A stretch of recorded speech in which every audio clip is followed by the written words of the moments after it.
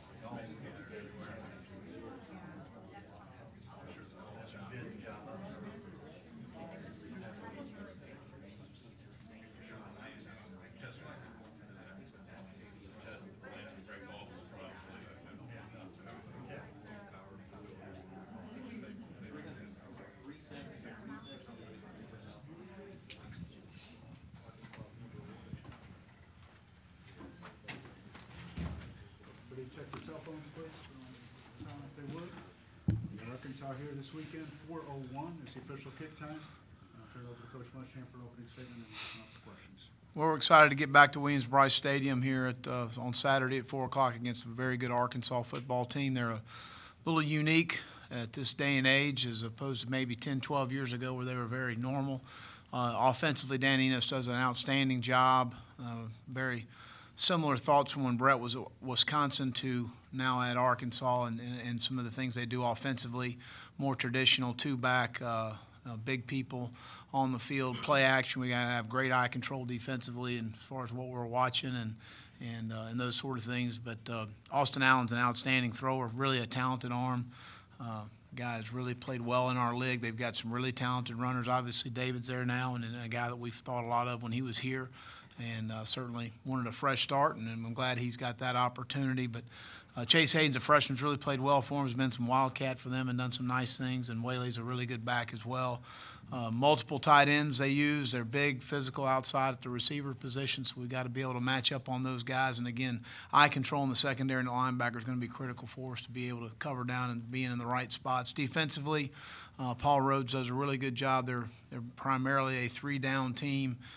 You see some of the active guys they've got inside. The two linebackers really jump out at me as far as their tackling in space and playing in space. So we got our work cut out for us, but we're looking forward to getting back on the field. I thought we had a very good day this morning. The guys are very spirited and getting back to practice and restarting and moving forward to playing Arkansas here at home. Injury-wise, Zach Bailey and Corey Helms and Malik Young are all day-to-day. To me, I think Zach's got the best opportunity to play, and I'll probably know more Wednesday or Thursday on him. But he's probably further out and helping us than the other two guys are at this time, and Terry Gusher is day-to-day as well. And I'll open up for any questions. Raise your hand, microphone to you, David, with the first.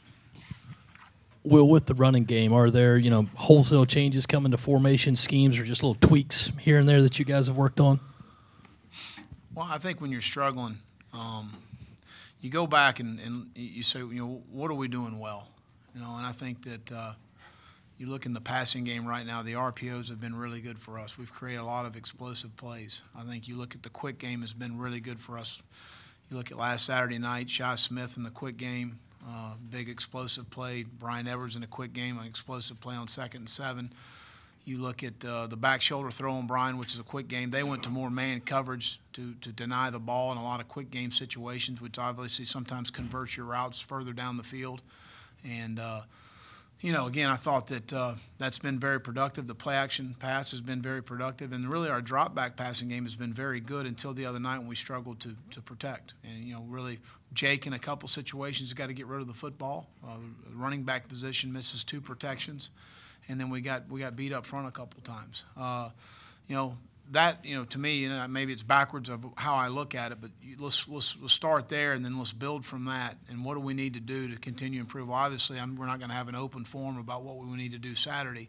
Are there some tweaks? I don't know that you make wholesale changes in a week, but there are some things, bright spots that we have, been able to accomplish this year. The first play of the second half and a 34-yard power play inside that was blocked extremely well. And there were some runs in some other situations. If you look at 17 carries for 77 yards and 4.5 yards a carry the other night, you take away the sack yardage, which has nothing to do with your rushing offense. There are some positive things. Is it where we want to be? No. It isn't good enough, and it's not productive enough. And you have to stay balanced in this league. You can't become one-dimensional, i.e., after the second series of the second half, it became a throwing game and it was a launching pad for the quarterback. So, we tried to throw a couple screens. It did those didn't manifest itself. The running game was non-existent, and they're teeing off on the quarterback. So, when you get in those situations, it's extremely difficult. So we've got to find some sort of balance within what we do, as far as getting the ball in the perimeter more, and continuing to have ways to run the football. Hey, Coach. What are some of the biggest issues in the red zone offense right now, and how do you address those moving forward into this weekend? Well, I think that, first of all, missing 7 field goals is not good. Now, 2 of those are from 50, 3 of those from plus 40. And so those are some issues. You take away 21 points, you probably should have scored. We've got a turnover on downs and inside the 1-yard line and a turnover inside the 10-yard line last Saturday night. That's a bunch of points off the board that you had opportunities to get scores. Obviously, we need to score touchdowns down there, and that's some things that we've looked at schematically of what we're doing and what we need to improve, and how do we attack the Arkansas defense and some of the things that they do in the red zone, and how can we take advantage of those guys in the run game and the pass game. Will, you touched on David a little bit, but is it unusual to have a guy transfer out of a program and then play in the next year, and does that kind of give you any advantage, kind of knowing his style pretty in depth? I don't think so. I think, again, David did everything we asked for him to do here at South Carolina, and he was a first-class citizen on and off the field. He came to me when the year was over and said he wanted a fresh start. The rules are what the rules. I don't really agree with the rules, but they say if you're a graduate transfer, then you have an opportunity to go to another graduate program and study under something else, and that's obviously not the reason why he was going. He's going to play football, but that's the rules. So I'm not going to block a young man from an opportunity if that's what he wanted to do. And that's just the way I view it. It's not the way other coaches view it, and I really don't care how they view it. So that's the way we did things here. Well, you mentioned restart in your opening statement, and Jake, when he was in here, he said that when you talked to him today, you said you don't get redos, but this is an opportunity to restart. Right. Could you elaborate on that a little more? There's no redos in life. It's part of the issue in our society. Everyone wants to hit a reset button and it's okay, and that's not the case. There's no woulda, coulda, shouldas. Learn from your mistakes and move forward. We had opportunities to finish that game in the fourth quarter, and we didn't get it done. But you can't let one loss become another one, and you can't harbor on what happened the other night. It was a very disappointing loss. We had a hurt locker room, and that was strictly my point with our team yesterday and today. Was we're going to restart. We're going to be positive. We're going to move forward. We're going to learn from our mistakes and move forward, and that's what we're doing. I know that you're not cut and dried, that time of possession is a big deal, but is it starting to become a factor in how you manage things, given that, I guess, A&M had the ball 20 minutes of the second half? Well, the 3 and outs are an issue. We've had 12 in our last 26 possessions in SEC ball, and that's a problem. You've got to get off the field on defense. That's number one. But in order you got to maintain some drives offensively, and it also flips field position. That's an issue as well. It's not about scoring points sometimes. It's about getting a couple first downs and flipping the field. And, really special teams-wise right now, obviously, aside from our field goal kicking and 1 extra point, has been outstanding. Our coverage units the other night were outstanding against as good a returner as there is in college football. And our return units have been very good and certainly improved from a week ago. But there's no question that statistically, you can swing it however you want to look at it, whether it's a positive, Josh, or a negative for you. And there's no question right now that is a negative, and it's our inability at times to get off the field defensively and maintain consistent drives offensively. As you and Kurt discuss how much tempo you want to try to use offensively, how much a part of that conversation is time of possession and how that may or may not affect time of possession? I think that it also comes with the flow of the game. And when you're going 3 and out, tempo is not a real cool thing to do, in my opinion. I mean, you're just going to be probably 6 or 7 minutes quicker back on the field for your defensive players. You got to get first downs in order to go tempo. And if you really look at all the tempo teams, they go fast after they get a first down. They're not going breakneck tempo, first down out of a P&10 possession, going to second down. That's not necessarily how they do things. They hit a big player, they get a first down, the chains are moving, and they're going quick to the ball. So there were some things that we wanted to try and change the tempo the other night, but it's hard when you don't get first downs. That creates an issue. It also creates an issue a little bit. They had a great environment, and that's what we need. Saturday afternoon at our place. It is a loud, proud environment, and that's they had one. And it was communication does become an issue when you're on the road. Well, when you've been struggling with field goal place kicking like you have been, do you start to change your philosophy about third down and say maybe it's a two-down territory, or do you keep sending them back out there? No, I think it's situationally. I mean, I think that to start the game, Parker had a great week last week, and he had a really good pregame as far as kicking the ball. We felt really good about it, and it was a good hit. He pulled it, and then the second it was a closer in field goal, and he hit it. And I probably should go back and look at having him attempt 250 yarders and 346 plus yarders, and rethink that a little bit on me. So. And putting him out in there in that situation really for the first time probably wasn't very smart on my part. So I think those are things that you kind of rethink. But I want to, and again I may be wrong. I think the off the turnover, we tried to take a shot. They pressured us with 4 weak. We hit a stick route to Hayden, which we missed on the 1st and 10. We wanted to take a shot to the X, and just the look they gave us didn't allow that to happen. But I want to say that was a 3rd and 12 or third. It was a longer yardage situation given the circumstances, and I didn't know that 2 downs at that time, trying to get on the board as quickly as we could.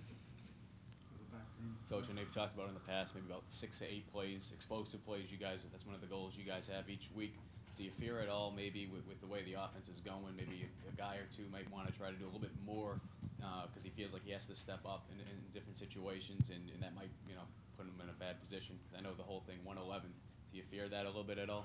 Well, I do think the other night, Jake's, is pressed a little bit on some times and held on to the ball a little bit in the pocket too long. Should have gotten rid of the ball a couple times. It's something we've talked to him about, and just play within the scheme and system. We had some guys on defense that at times late in the game were trying to do a little too much, and you just need to play within the scheme and system. The worst thing you can do is try and do someone else's job, and all of a sudden you haven't done yours very well, and we got an issue. So we had a couple issues on defense especially that, in my opinion, just from a discipline standpoint, just do your job. Just keep hanging in there. Don't try and you manifest a play. That didn't work very well. Where is Debo in his rehab process? He's doing well. He's got the cast off. He's in a walking boot right now, and I know they're doing the bone stimulation and all that, all of those exercises and things. But I think he's coming along well. TJ Brunson mentioned Sherrod Green working some at Sam with you guys probably having to do more 4-3 this week. What We're going to play 11 though. What did Sherrod give you there, and what do you feel like you kind of have at the Sam position with him and Daniel? Well, Danny Fennell and Anton Wilder and Sherrod all can play, on the strong side, and certainly guys that as we continue to work through the week, we'll see how that plays itself out as far as what we're going to do.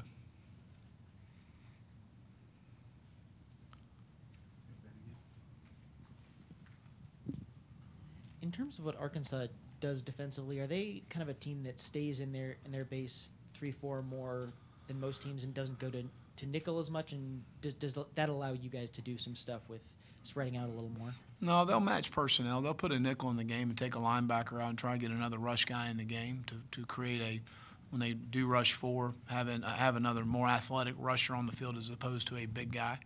And then they'll play base personnel in some situations based on the matchups for them. And, certainly that will be something that we will need to see early in the game of how they're matching us.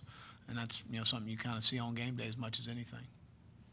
Will you increase your input into the offensive game plan for this week and then on Saturday? No more than I have in mind every year as a head coach, and that's just to give some ideas of what I think how they'll try and defend us a little bit, and I hire the offensive coordinator to do his job and the offensive staff, and it's a cumulative effort of everyone in the room. So we've got a very competent offensive staff and a very competent offensive coordinator, and those guys do a good job, and we need to be more productive. It's nothing that they don't disagree with anything. They think we need to be more productive, and they're certainly working tireless to make sure that happens.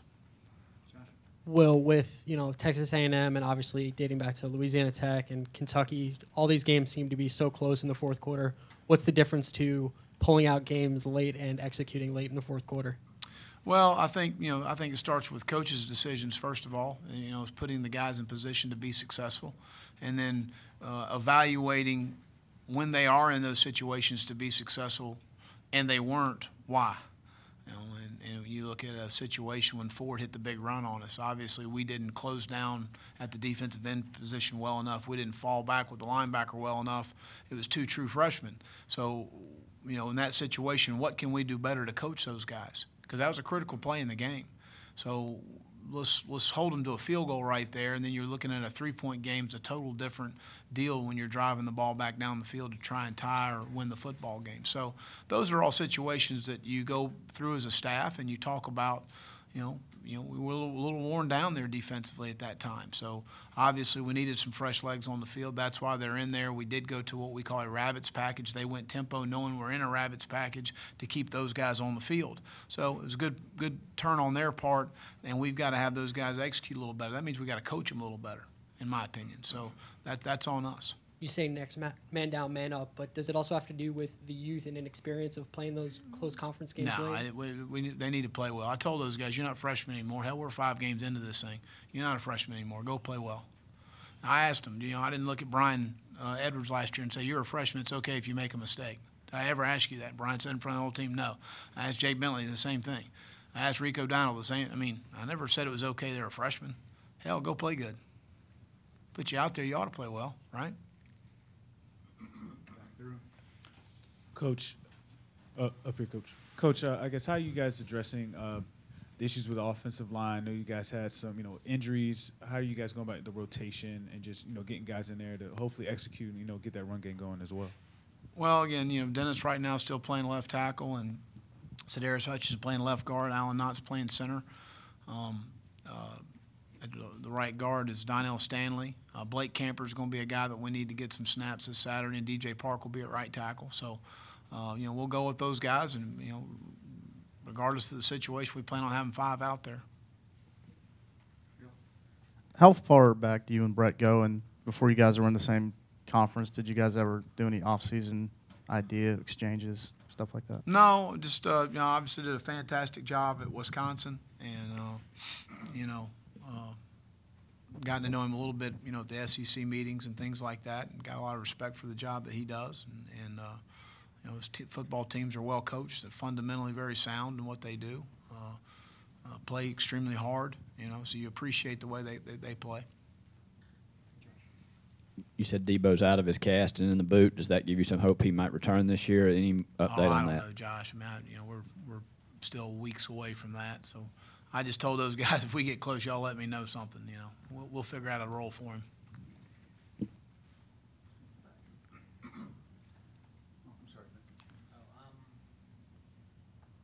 Actually, like my question. Sorry about that. 40-second clock would have gotten you. Under this tough crowd you got here. Go ahead. Coach, I'm sure you would say there's plenty of more improvements the defense can have, but just evaluating them the last couple of weeks in comparison to the first couple of weeks, where are they at, and have you seen growth in that unit? I've seen a lot of improvement, and from a communication standpoint, I think our guys are straining and playing extremely hard.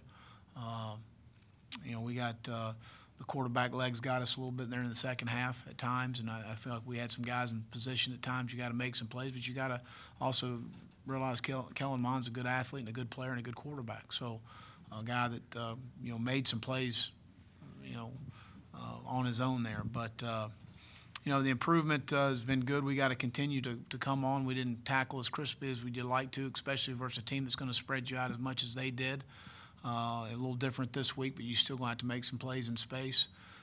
So we got to continue to take steps forward, and especially when you're facing something a little bit different than you've seen all year. And so you got to get out of your comfort zone a little bit of some of the things you've seen and be able to play well. Will Jemias led the team in tackles at A&M. Just how much has he improved in these first 5 games? Well, I think competitive edge is a talent, and he's got a high competitive edge. He's a very fierce competitor, but he also practices the right way, and that's something that we've really emphasized in the last couple of years of understanding how important preparation that creates a separation on game day, and he's a guy that understands that part. But he had that before he got here. I credit, his dad and Grayson High School and the people that were there. He understands how to work. Will, we've talked a lot about areas that need to improve. What are you most pleased about right now at this point in the season, or pleasantly surprised with some aspect of your team? Not a whole lot. I mean, at the end of the day, we're not where we want to be. So, we'll reflect on the season when it's over. But right now, we're not where we want to be. Against A&M late, there's a play where Jamarcus kind of jumps up, tried to bat a ball, ends up giving up, I think it was a 19-yard completion. When you watch that again, does any part of you wish he was a little more conservative, or you just say that's the play, it was a few inches away, and that's kind of what we want to see? It was a 3rd and 9 situation. You're in man coverage. The only thing that I would tell him is in that situation, he did have his back arm on the receiver. It's right at the sticks for the first down marker. Hook and swat the receiver, try and get the ball off the guy. He missed on the swat. He was in position to make the play, and he missed. Again, you asked earlier the question about those couple plays, the difference between winning and losing the game, and no one play ever won a game, and no one play ever lost a game. But there is a collection of about 6 to 10 that will determine the outcome of the game. You knock that ball down, they're going to punt. It's still a tie ball game. But he is in position to make the play. He had tight, good coverage, clean coverage, hook the back left hand and get the guy on the ground after you missed the swat, which he tried to hook the guy, but the guy's also 6'2", 220 pounds, and he rolled out of it, and DJ did a nice job of pursuing the ball. So, no, I want our guys to be totally aggressive in all of those situations to try and go make a play on the ball, and I thought he made the correct play. I wish he would have secured the receiver a little better. But, again, easy for me and you at 12:49 on Tuesday afternoon to talk about other than sitting there on game day in that situation. And he was in position to make the play exactly the way we won't coach it to be. Get your hand on the ball and then hook the receiver if you miss the swat, and we missed the swat.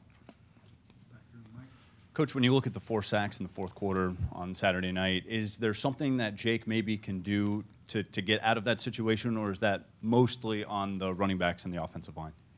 Well, I think again, I don't know about the 4. I know about the 7. And at the end of the day, we had 2 on the running back position. We had several on the offensive line, and a couple where Jake needs to get rid of the ball and understand that when the pocket's closing in, you got to get rid of it sometimes. And so the blame is to spread around the group, and they all understand that. There was a couple routes that could have been run a little crisper that needed the ball to be delivered and weren't run exactly the way we want them run.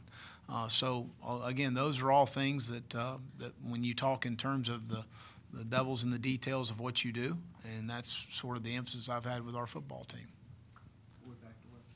Will, where's the greater challenge for your team this year? Is it, or this week specifically, is it physically or is it mental?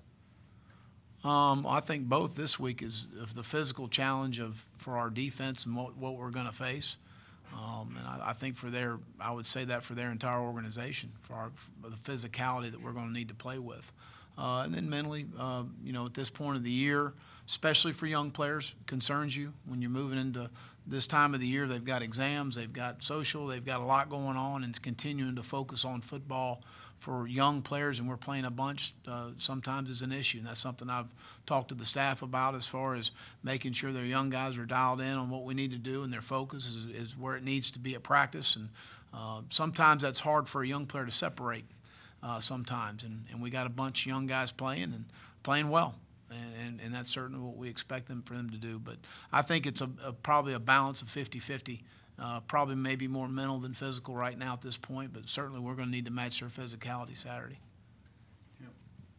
Sort of going off that, based off of last season and the way things started and how you guys are able to turn it around, do you have any confidence when you sort of weigh that against what's going on right now and where you guys are at 3-2?